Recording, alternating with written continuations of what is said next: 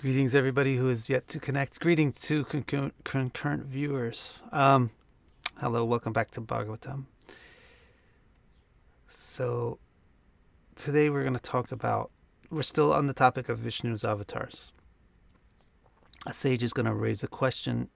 Since Sutta Goswami said that everybody and everything is in some way or another an expansion of Vishnu, an avatar of Vishnu, then what's the difference?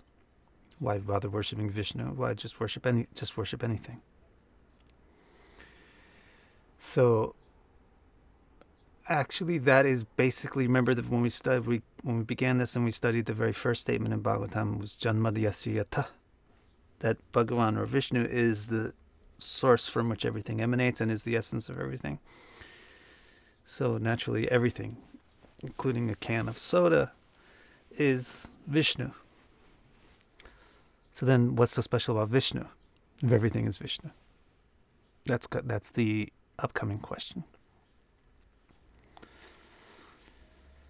So one sage stands up and asks, "We are born many times, and so is God. So God has so many avatars, right?"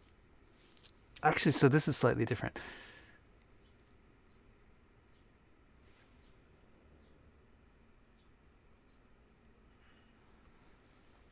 So this is slightly different. If everything is Vishnu, so let me just answer the question then. The answer is there's a difference between the sun and the sun rays. Even though the sun is present in the rays, there's actually a difference between the sun and the sun rays. Is that the sun produces the rays. So there's a difference. So everybody and everything is, in essence, Vishnu. But that doesn't mean that Vishnu is not Vishnu, more Vishnu. That Vishnu isn't the producer of everything. Vishnu is the producer of everything, which is also him, because it comes from him. But it doesn't erase the ontology of Vishnu being origin and you and me being emanation. And so it doesn't mean that there's no difference between Vishnu's emanation and Vishnu. Okay. Now, Sutta Goswami gave a list. Remember, we got 21 or 22?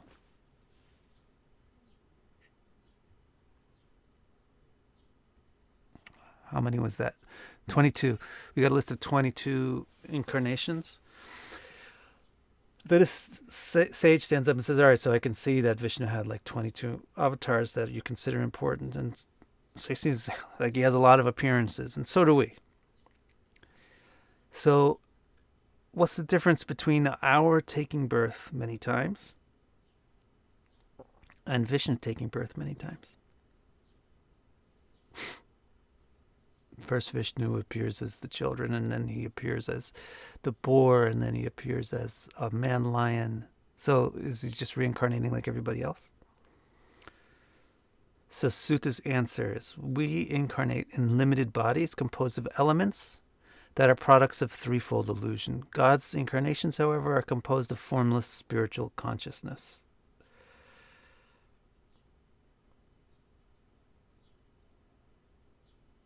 So there's a difference.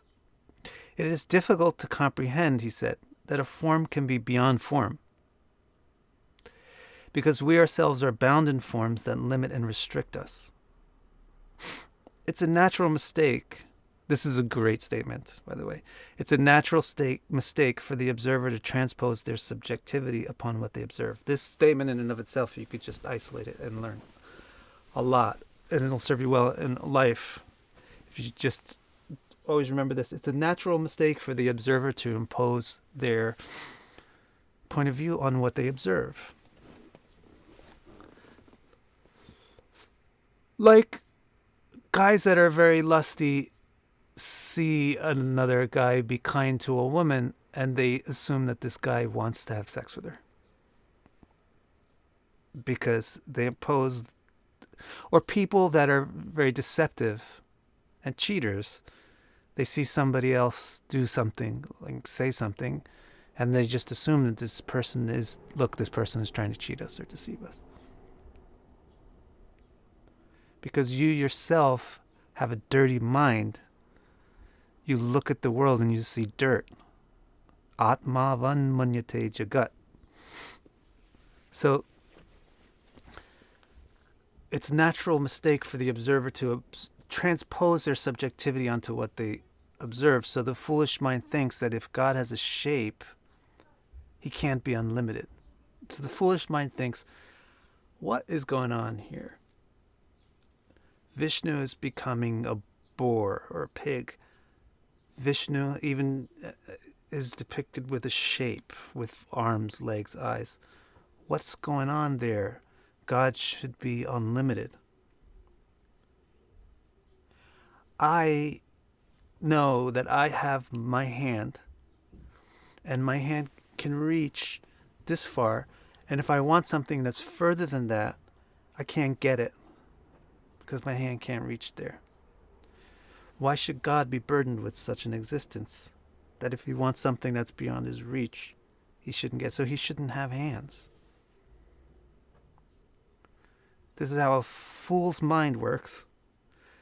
It's a fool's mind because the fool is thinking that I have a hand, I know what a hand is. So if God has something that looks like a hand, it must work the same way that mine does.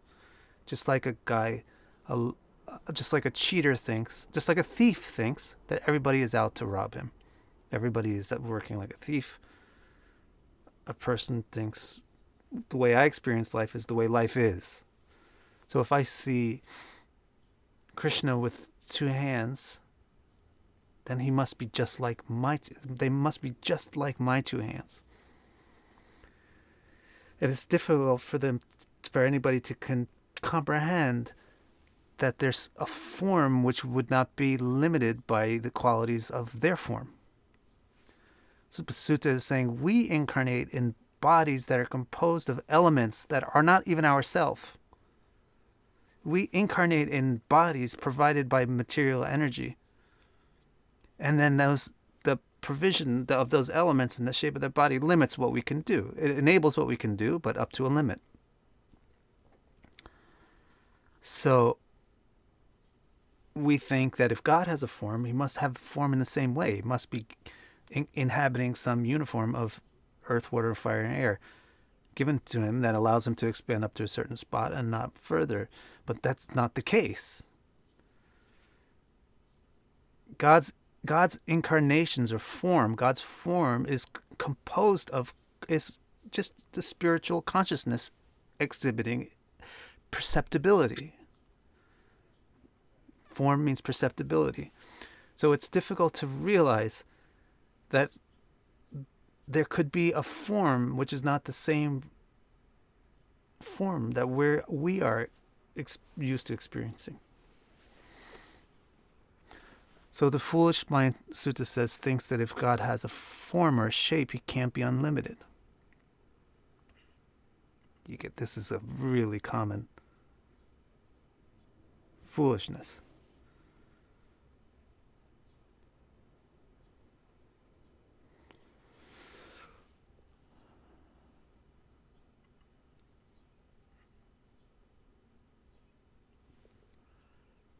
Clouds and dust in the sky do not make the sky itself dark or dirty, Sutta says. The sky exists beyond the clouds. Beyond the clouds of perceptible form, there is an imperceptible, unseen, and unheard substance without formal declinations imposed by threefold illusion. That substance is consciousness itself. This is the substance that constitutes God's limitless form. So you get that? That's pretty nice and clear. He says, you get clouds in the sky, but they don't cover the sky. The sky is beyond the clouds. But the way that you see the sky, you notice the things in the sky. So form is the perceptible layer of consciousness. That's what form is. Form is the perceptible layer of consciousness. If you guys could focus long enough to hear that and get that, then your whole future trajectory of your incarnations will change for the better. for the immensely better. That form is the perceptible layer of consciousness. Beyond the perceptible layer is the consciousness itself. In the case of Bhagavan Vishnu, the consciousness itself is directly producing the form. In the case of us, we are projecting our consciousness into external forms produced by another entity called Prakriti or Maya. So Sutta says our incarnations result from consciousness being imposed or projected into limited forms. So it's actually the karma that's producing this body. My karma has, my will, my consciousness set the karma in motion. So indirectly, even this body is the perceptible layer of my soul. But it's indirect, it's through the karma. In Vishnu's case, it's direct. The perceptible form of, the perceptible layer of Vishnu is directly the result of the consciousness, the essence. In our case, it goes through karma, and then karma affects prakriti or matter. And then matter produces various shapes, and then we project, the same way you project yourself into a character in a movie. We project our consciousness into that entity, that body created by the karma. Our incarnations result from consciousness being imposed into limited forms. Such forms are impositions of ignorance, regardless of however enduring or fleeting they may seem.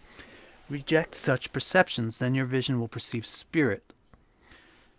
Illusion will withdraw and your comprehension will become perfect, and then you will understand your own inherent, richly exalted glories. So what he's advising, what Sutta is saying is, if you realize that you're not this thing that gets headaches, gets coronavirus, dies, gets sick,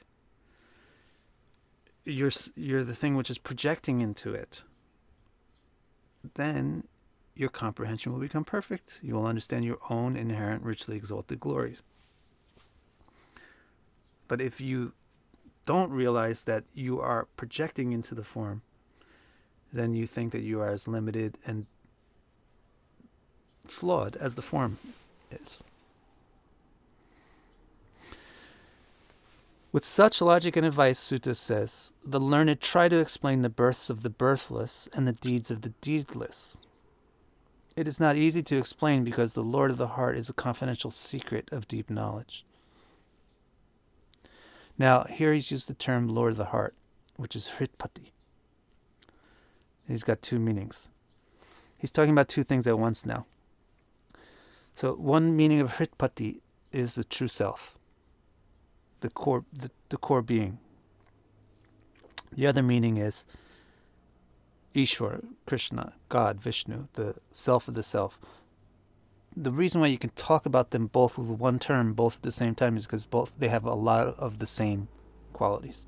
Specifically, both of them are birthless, and both of them are unlimited, and both of them seem to take birth or appear in limited forms, discernible, definable forms.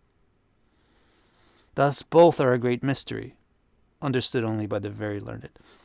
So it's, you yourself are a great mystery. How do you have many, many incarnations when you are this limitless, unlimitless conscious being? How do you get your incarnation? That's also a mystery, and it's also a mystery as to how this happens with God. But it doesn't happen in the same way for both, as I've just explained. The all-attractive is the unsullied actor. So his action is not sullied. Who creates and destroys everything without being entangled in any of it. So he's not involved. Sullied means his karma is not karma. There's no repercussion in his karma. He's not bogged down or imposed upon by any of his karma. So he's called the unsullied actor. who creates and destroys everything without being entangled in any of it. He enters within all beings, yet remains within his own self, independent. He's the master of 6 powers, the mere fragrance of which are the 6 qualities. So what are these 6 powers and qualities? In Vishnu Purana, sage Parashar defines the 6 powers as the 6 facets of bhaga: wealth, power, fame, beauty, knowledge, and renunciation. Krishna is the infinite master of all these opulences.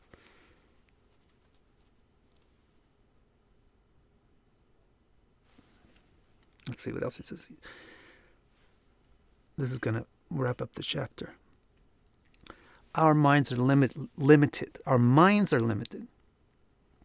We cannot really comprehend the unlimited names, forms, and activities of the all-attractive expert. The theories and arguments of we fools cannot grasp the dramas that he plays. Only by unreservedly, unrelentingly, and lovingly adoring the lotus flower scent of his feet can we understand him. The Creator who held a chariot wheel in his hand, whose prowess is endless and whose praise is transcendent. We grasp the infinite not by knowledge but by devotion, yet knowledge leads us to devotion. Thus, we who strive to lovingly understand the all-attractive become blessed with the wealth and opulence of all-pervading divine love for Vasudev's son, the Lord of all the universes. We never again taste the endless repetition of dread. So, you may have caught the meaning there. If so, congratulations. So basically, one sage asked, what's the difference between our incarnation and Vishnu's incarnation? You just said Vishnu's got so many incarnations, all these different avatars. And so we also have so many incarnations. So what's the difference? And you can also just use this question as, how can God be limited? One of the comments on one of you guys put, I also just felt a little humorously peeved at how people will be listening to Bhagavatam but still not listening to Bhagavatam. They just listen to their own opinions and they give their own opinions. You have this opportunity to listen to Bhagavatam, which is Vishnu's knowledge given to Brahma. Brahma explained in the Vedas, Vyasadeva understood and explained to Shukadev, Shukadev explained to Sutta, and now you can hear it. But still you're talking about what you think. I just think that's very humorously peevable. And then, so somebody's commented, God is the unlimited formless, God is the formless one. And then he appears in all these forms. But God is not formless. Formless things are useless. You cannot see, touch, hear, feel, or do anything at all, interact in any way with something that has no form. Just get that out of your mind, that God is formless. Moreover, how in the world do you get rain from something that doesn't have water? How do you get form from something that's formless? You can't. It's like saying you can get coronavirus from somebody that doesn't have it. You can't get something from somebody that doesn't have something.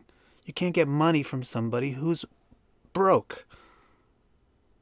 You can't get formless. You can't get form from formlessness. You can get formlessness from form, but you can't get form from formlessness. The difference is, so what Sutta is saying, just don't transpose your subjectivity upon all of the universe. It's just your subjectivity that you're limited by your form. Maybe the way that you produced your form is the problem. Maybe because you produced your form through your karmic deeds, which were sullied by avidya, or ignorance of who you truly are. That's why you have a form which is imperfect. Maybe Vishnu doesn't have that same mistake. So maybe Vishnu can manifest a form which is in no way limiting or imposing upon it, his infinitude. And if you can't grasp this, just think about numbers. Numbers will help you grasp this. You can think God must be infinite.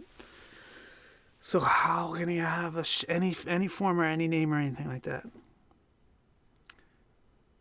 So just realize that you can count 1, 2, 3, 4, 5, 6, 7, 8, 9, 10. Those are finite numbers, right? Nobody has a problem with counting to 10. Even 1-year-old, 2-year-old children can count to 10. They're finite numbers, easy to perceive, easy to grasp. But they're each digit between 1 and 2 and 2 and 3 contains an infinite number of numbers. You got 1.1, 1.2, 1.3, 1.4, 1.5, 1.6, 1.7, 1.8, 1.9. Then you got 1.11, 1.12, 1.13, right? So this little model can help you understand that just because something has a finite form doesn't mean that its essence is finite. The number 1 is a finite form, but it contains an infinite number of numbers in it. So the same way, just use that little mathematical proof as a way for your brain to grasp the concept that just because that God doesn't need to be invisible to be infinite. God doesn't need to be formless to be limitless.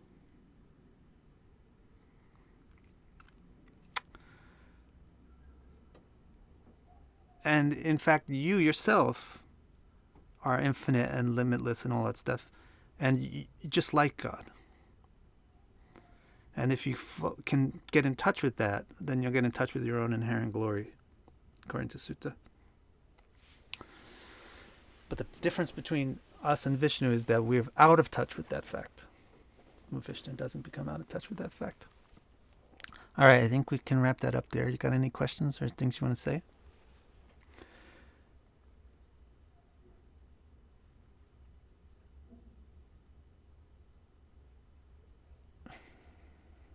I'm only going to...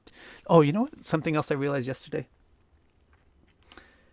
What I realized yesterday... So I'm going to ask you guys for help. We got 29 people watching right now, but only like maybe, I don't know, I could see maybe 4 or 5, 6 names in the comments. So what I realized yesterday is people who listen aren't usually the most talkative. And since this is a video, this is like a conversation that we're having over the internet, I can't see you. So I don't know if all of you out there are just going off on tangents constantly, and or if only the guys that make comments on the videos are the ones that are going off on tangents constantly. So I also wouldn't mind a comment now and then. It's just like a head nod or I get it from the people that are quietly listening. So what else? What do we got here? A question related to what you're saying. You had a post on Facebook about Ahankar and subtle body being the same in all incarnations. If you are not a God entity, you will never get to be one. Yeah, essentially you're right. Vishnu is Vishnu, and Vishnu's Amsha is Vishnu's Amsha, and Vishnu's Amsha is always Vishnu's Amsha.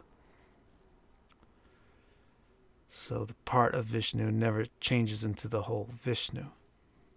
It's eternally the part. But the part can exist in ignorance of its true nature or in touch with its true nature. If it's in touch with its true nature, then it exists in the same environment, literally, as Vishnu.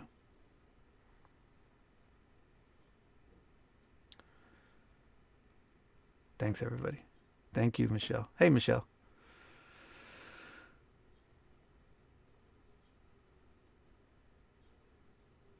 All right, great. Okay, good. Then I will see you in like 2 days or so. Hi, Sarah. I'll see you on my Monday. Hope you have a good weekend. And don't get sick. Don't worry. No, I also noticed something about this live stream. Somehow people don't seem to know that they're recorded. So you can go back onto my channel and watch the videos at any time from the start.